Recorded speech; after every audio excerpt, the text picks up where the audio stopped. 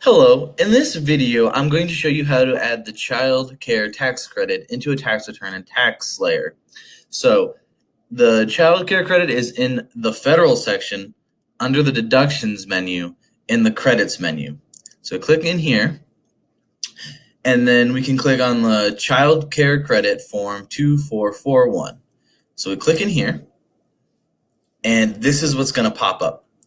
So we need to add the child care provider and the dependents / qualifying persons.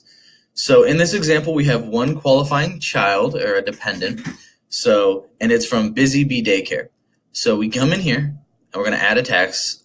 And then, so we need to add their EIN and their name and all their basic information.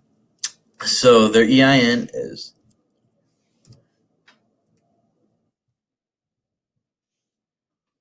and then once we put it in, if the daycare or whatever the child care provider is in the system, once we put the EIN in, it'll pull all of their basic information. So their zip code, their address, and where they're located.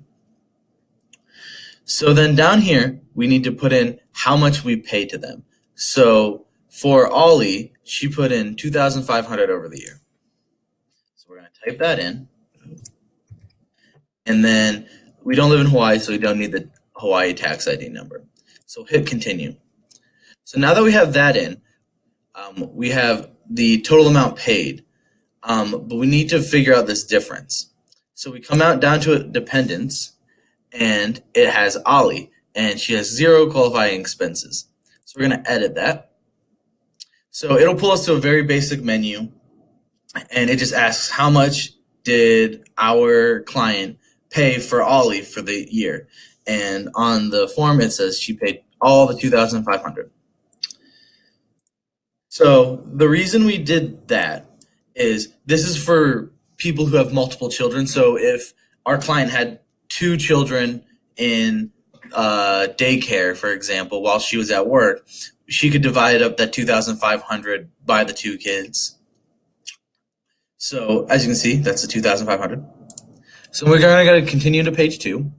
And in page 2, there's other things. So additional income for purpose of the credit, benefits. So like if her employer paid for part of her dependent care, you can put it in here, or if she forfeited or any of that. So she doesn't have any of that on the form, so we'll just hit continue.